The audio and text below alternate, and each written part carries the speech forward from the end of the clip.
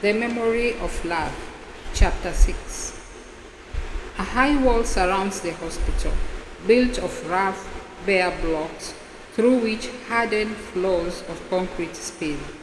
Lizards dance between shards of broken bottles planted in a bed of concrete. A raft of razor wire encircles the building. Outside Elias Cole's room, a kite is caught. A black kite with a bamboo frame, wings of black plastic, and a tail of torn strips. It twists and turns like a snared bird. The more it struggles to break free, the more hopelessly entangled it becomes. In a moment of silence, the old man's eyes follow Adrian's, and both watch the agonies of the kite. "Does the kite mean something to you?" asks Adrian. "It reminds me of my brother. You were asking me about my family. We once built kites just like that, though in those days we made the wings from paper. Once I was given a real kite. My father bought it for me with his clerk's salary the week I passed my school certificate. I ran out to rest it on the back behind our house, but the season was wrong. There was not so much as a whisper of wind. Running to and fro, I became frustrated. Finally, I threw it down and burst into tears. My crying angered my father. He told me to bring the kite to him, and in front of him, he made me hand it to my brother. Within 2 days, an unseasonable wind blew up. Who knows from where? I watched my brother playing with the kite. He called me to join him, but I refused. I would die rather than admit how much I wanted to play with that kite. My brother was strong-limbed and solid, hard as a rubber ball, so when he first fell in, you couldn't notice it. I left him sleeping in the bed we shared. Afterwards, he went about his chores, never complaining. Only his usual boisterousness was tempered by the sickness. In a family of men, doubtless, nobody would have noticed. My mother had enough to do in a day, as she often said. She made all our clothes and some embroidery as well, to sell, but she had a fondness for him. Late in the morning, she found him curled up in a corner of the room, complaining of the cold, while outside the sun burnt in the sky. I was moved out of the bed soon afterwards to sleep in the sitting room with an older cousin. I loved my brother, but still there were those times I would go into his room with the sole purpose of taunting him. If he asked for water, I would walk in and hold on to the mug and refuse to let him have it. There was a point in his sickness when his voice failed, and so there was nothing he could do but whimper little words and make stuttering sounds. Then I would imitate him, and when I had had enough, I would place the tin mug just beyond his reach and leave the room. Another time, I pulled the bedclothes down and delivered bruising little pinches across his body, knowing he hadn't the strength to fight me. None of it made any difference. Whenever I entered his room, he looked at me without fear or hate, rather with something like expectation, as if waiting to see what I might do next. And there were days I sensed he felt something like pity for me, though it was he who lay there with limbs as useless as a straw dog's. In time, he recovered, though his walk maintained an uneven keel. My mother had made me fetch and carry for him during his sickness, and so it continued. Look after your brother. You are the eldest.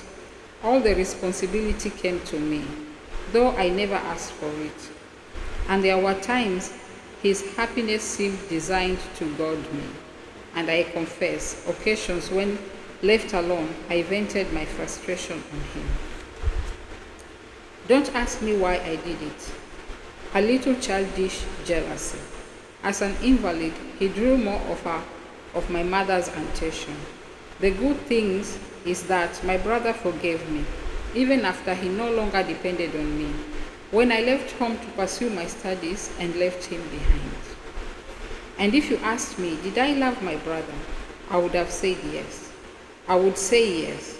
I had spent more nights lying in the warmth from his body than in that from any lovers. Only during the time when he was sick did I ever sleep anywhere else. At any rate, I digress. I changed in the season surreptitious at first. At night, the rain tapped on the window panes, scores of hesitant fingers. Dawn brought bright skies, washed off the desert dust, and the hard, coppery smell of earth. For the first time in months, you had a clear view of the hills from the city. As the weeks passed, the rain became emboldened, abandoned the sanctuary of the night and came by day, blindingly accompanied by dark clouds. The blue sky that arrived with the morning by the afternoon had vanished. Once such a day, trapped indoors by the rain, I sat at my desk, trying to concentrate on the outline of a paper for the faculty journal, Reflections on Changing Political Dynamics. I was looking for an arena in which to make my name, to put recent political events into perspective. The drumming of the rain, the tapping of the typewriter keys combined to unsettle my thoughts, and I struggled to maintain the logic of my argument. The light was grainy and gray. I went into a neighboring office to fetch a small lamp, and when I returned, I paused for a moment to gaze out of the window. People were scurrying across the courtyard, running from one doorway to the next, as though there was a sniper on the roof. I saw Julius. He was walking along the diagonal path, bareheaded and without an umbrella. With him was another person who I took to be one of his students. They were both deeply absorbed in conversation. Julius was gesticulating with both hands. It was a habit of his. He drew sketches in the air and even traced out mathematical problems of some complexity on an invisible blackboard. At one juncture, they paused, heedless of the rain, better to conduct the conversation face to face. I stayed and watched from the window. They shook hands vigorously, as though they had arrived at some agreement. Julius left his companion at the door and walked on, ambling. I saw him shake the raindrops from his head like a dog and watched until he disappeared into the doorway beneath me. I went back to sit at my desk. Sure enough, his face, glistering wet and grinning, popped around my door moments later. Borrow me 25 cents, Paul. I need a soft drink. I brought my change purse from my pocket and counted out money. Julius had got into the habit of dropping by my office. Sometimes it was to borrow small amounts of money. At first, I kept a running total of how much he owed me, until I realized he had no intention of paying it back, no intention even of expending the effort required to remember the debt. Once I came back to find 3 brand new packs of cigarettes on my desk from Julius, or at least so I assumed. Recompense for all the 25-cent loans. He had an appetite for history and frequently borrowed books. One or two he returned with phrases underscored and comments penciled into the margin, not for my benefit or the benefit of any future reader, but as a record of his own thoughts. There were other days when he sat in the spare chair or rested his backside on the windowsill and began to expand whatever was on his mind. Something he had read in the papers, a thought or a theory, seeing what I made of it. On days when he had use of the car, he would invite me for a drive and he would continue to expound his ideas from behind the wheel. In front of my eyes, he pulled down the city and rebuilt it. Drainage systems, buildings, bridges, highways, driving along, humming and singing off-key. The Peninsula Bridge, he told me how when he was 15 or so, he had watched its construction every day for months. The columns of the support towers being raised one by one. The superstructure, then the deck, one section at a time, transported and hoisted upwards on a crane and swung into place. The men who did the work knew him by name. Crew mostly. 100 years ago, they worked the ships going and coming from here, were used to the proximity of water, of heights and drops. They seemed to understand elementally the nature of the construction, though none could so much as read or write. Once at the close of the day's work, Julius told me he crept to the edge of the new section, crawling on his belly. He peered over, accelerated by the drop down to the water. The possibility of being blown away.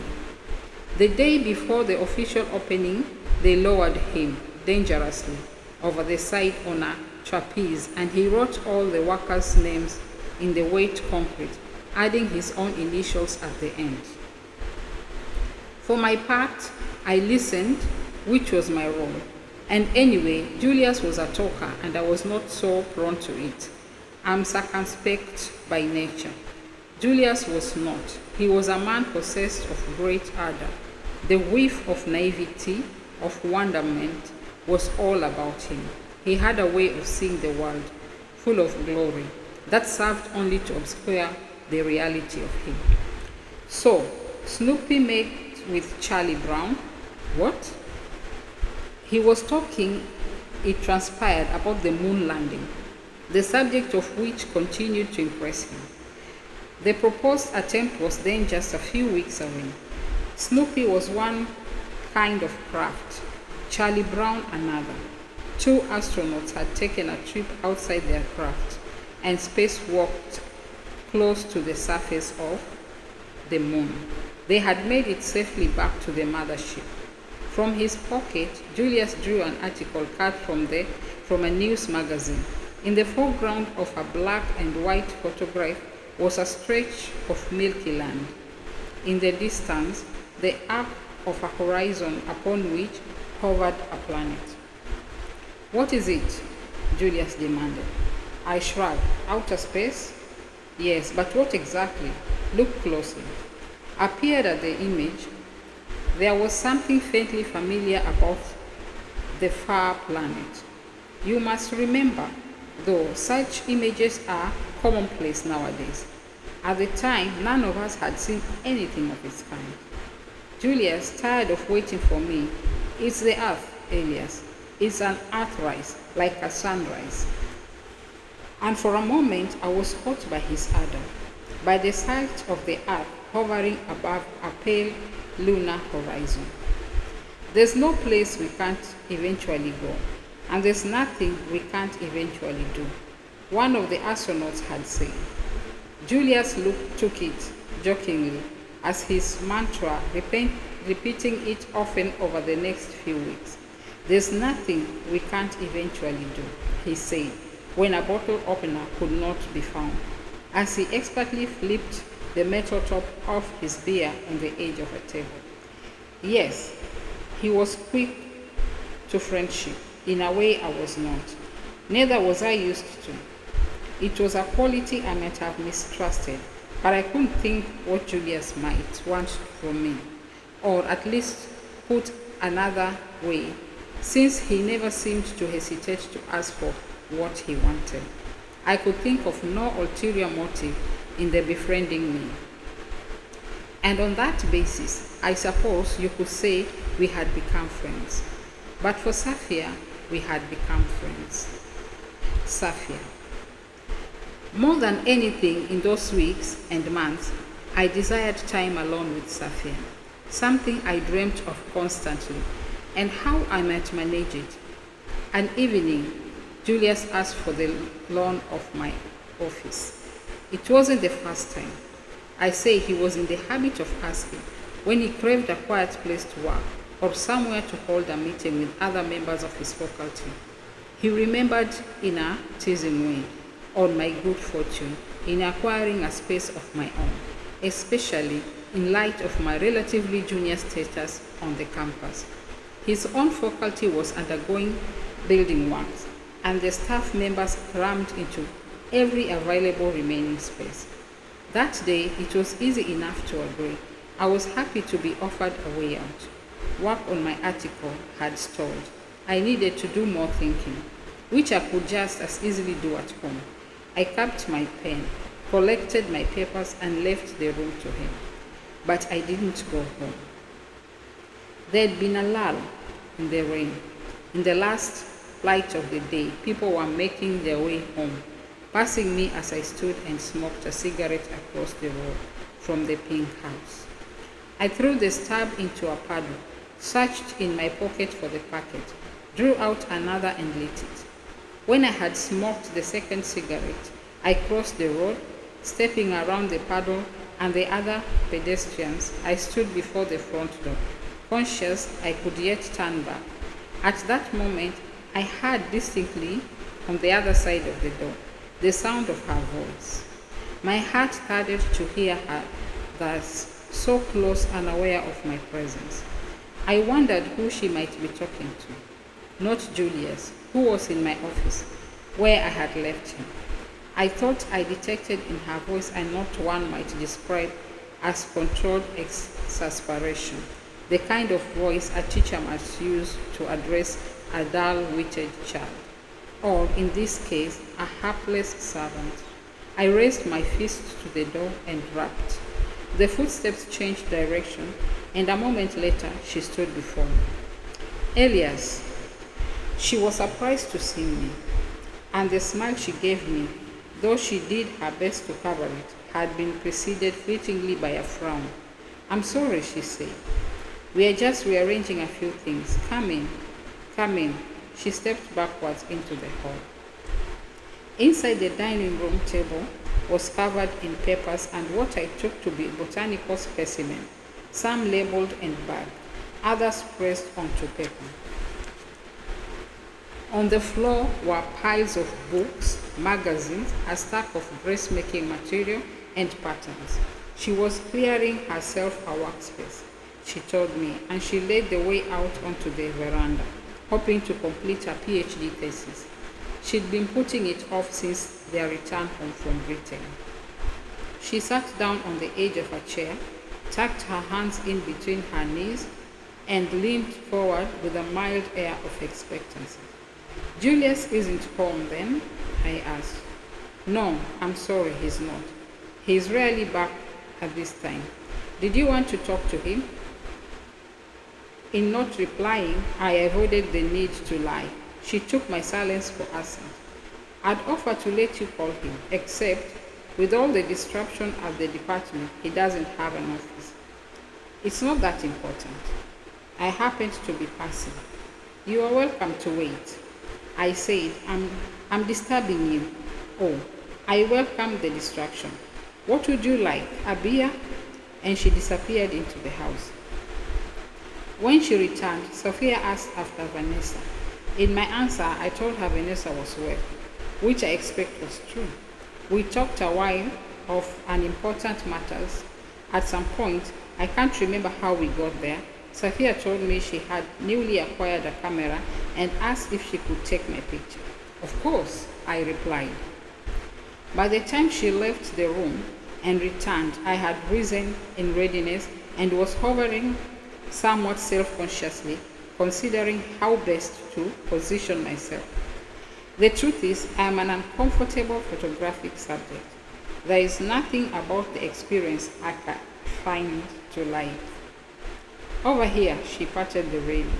With the view behind you, I obliged and stood facing. Like this, I put my hat on my head and tipped it backwards, swung my jacket over my shoulder. An attempt to be jocular, pathetic, I dare say. She didn't smile. Instead, she stood gazing at me, the camera held loosely in her hands. I waited, unnerved and excited at the same time. There was a boldness in the nakedness of her gaze, the way she eschewed the use of the camera, either as prop or buffer. Finally, she shook her head. The light was behind her. She said. She moved me to a chair. 1 or 2 clicks of the camera shutter. She paused and fiddled with the lens, moved a foot or 2 closer, and depressed the shutter release. Closer again, from the middle of the floor to the arm of a chair, from the chair arm to the edge of the coffee table. Neither of us spoke. My palms had begun to sweat, and I could feel the trickle of moisture under my arms. Safia's proximity, the effort of maintaining my pose and of breathing through my nose was in danger of making me lightheaded. I inhaled 2 or 3 times and forced myself to bring my breathing under control. Safia, for her part, peered through the viewfinder and seemed to fidget with every knob and lever of the camera's apparatus. If she noticed any awkwardness on my part, she gave no sign of it. When she looked at me, which she did frequently, it was as though a veil had dropped in front of her eyes, looking, not seeing. I had transformed into a thing to be photographed. I saw how the power of the camera could be disinhibiting, too. So close to me now, I swear I caught a scent of her, a combination of her perfume and a warm animal smell. Somewhere inside the house, a door opened. A shadow slid across the wall, a door closed. I turned my head. The shutter clicked one last time. Safia lowered the camera and followed my gaze. My aunt, you are lucky, Elias, she laughed. You who are born in the city don't have to put up with relatives staying all the time. At that, she stood up and moved away. The camera's power had been dispelled. An aunt, then, of course, how I wish it had been a mere servant. The presence of an elder in the house, a chaperone, lent respectability to my visit. The reason Safia was relaxed. I suspect it was important to her to do the right thing. Below us, the cry from a minaret and then another, the beginning of evening prayers across the city. For a while, we both listened without speaking. Safia rose to switch on a light or 2 above us, and at the same time offered me another beer. As I was about to answer, an old woman appeared carrying a rolled mat under her arm. The aunt, presumably. She eyed me narrowly and spoke a few words to Safia in their language. Safia responded. I have no idea what was being said. The old woman withdrew, walking with slow steps, and continued mumbling, pulling a shawl from her shoulders over her head. At the edge of the veranda, she spread the mat on the floor and began the movements associated with prayer.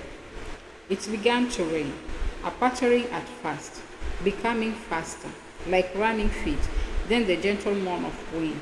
Safia watched the skies for a moment and suggested we move indoors. I must be going, I said suddenly. I stood up, collecting my hat from the seat when I had laid it. Let the rain stop first. But I knew Julius was unafraid of the rain. I didn't want him to find me then. Really, I should go. I was supposed to meet somebody. I had quite forgotten. I put my hat on. Safia offered to fetch me an umbrella. Immediately, I saw in her offer not a mere umbrella, but a reason to return. I was about to accept, then shook my head. I might be expected to return the umbrella through Julius. Of course I would. At the door, she held out her hand. Her touch was almost painful to me. Some women offer you little more than the tips of their fingers. Not Safia. She closed her hand around mine. The heat melted into me, seeped through my blood, filling it with a flash of white-hot hope. Inside, her aunt's voice calling. Safia withdrew her hand from mine. Come and visit us again soon, Elias. Us. I turned and fled into the rain. Out in the street, I pushed my hand deep into my pocket, closing my fingers around the warmth of her touch. like an object I was afraid of losing. For a long time, as I walked, I wondered what it might be like to feel that touch. Every day, whenever you felt the need, on an arm, on the back of your neck, on your cheek, a kiss, an embrace. I walked on, the rain filling the brim of my hat and pouring off, streaming down my neck. But now it was properly dark and I faced a long walk home. I'm a person generally happy in my own company. Still, I had no desire to spend the evening at home alone. I found myself passing an establishment I had once or twice frequented and stepped inside. I took a place at the bar.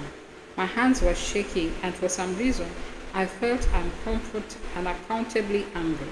The first whiskey I ordered, I knocked straight back. I ordered another and drank it next, and won. The heat hit my belly. The alcohol warmed my blood. I felt the tension ease. I caught sight of myself in the fly-spotted mirror behind the bar. The shadow of my hat brim obscured my eyes. Behind me, in the recesses of the room, I saw a woman, alone, and watching me. I removed my hat and allowed our eyes to meet in the mirror. She was what you would call a working girl, though of course it never was that easy. They all expected to be paid for, but acted insulted if you suggested such a thing up front. It was always a fine line. Still, with the look we exchanged, I felt we understood each other. I beckoned her over and offered her a drink. She accepted with a shrug. I ordered myself another whiskey and put my hand on her knee. Young, 19 perhaps, her youthfulness made up for what she lacked in beauty. She drank her beer fast and noisily, like a child, with her nose in the glass. I indicated to the barman to bring another and encouraged her to talk, to save me the bother of doing so myself. She lived in Town, she told me, the old fishing village that was now part of the city. I remarked she was a long way from home. She was a friend of the owner, she said, with the subtlety of a mule. She peppered her conversation with references to her rent, her college fees. Why do they always claim to be studying? Pointed to the broken heel of her shoe. Within a very short time, she was tipsy.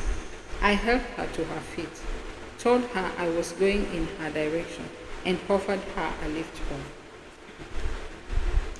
We climbed the stairs to my apartment. She sat down on the seat while I poured out both drinks. I sat down next to her and put my arm around the back of her seat. Don't you have any music? She asked. Why don't we just talk? I said. You are beautiful. I put my hand under her chin, turned her to face me and kissed her. We moved to the bed. I desired her. I wanted to lie with a woman. I also wanted, urgently and desperately, to rid my system of the still nameless emotion that had overtaken it. As I raised myself above the girl and in the light of a passing car, I saw not her face, but Sophia's face. When I touched her skin, I felt nothing but Sophia's skin. I entered her quickly. The girl, who for her part had been more or less motionless, appeared to come to life and commenced raving and moaning. No doubt she imagined it was what was expected of her. The truth was, it had exactly the opposite effect to what was surely intended. I was forced to increase my activity in proportion to my wilting desire, and she took this as a sign of her success, adding endearments and spoken encouragement to her repertoire. I would have liked to place a hand across her mouth, but doubtless she would have started screaming. I concentrated instead on blocking out the sound.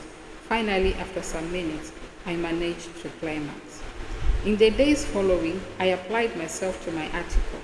I worked late most nights, hitting the keys until my fingers ached. In between, Julius came and went, as before, borrowing 25 cents for a soft drink, updating me on the progress of Apollo 10, helping himself to my books. It seemed Sophia had said nothing to him of my visit. At the end of the week, after much drafting and redrafting, my paper was complete. I typed up a final copy and submitted it. 2 weeks later, my paper was returned via my pigeonhole with an attached note from the dean. It had been declined for publication.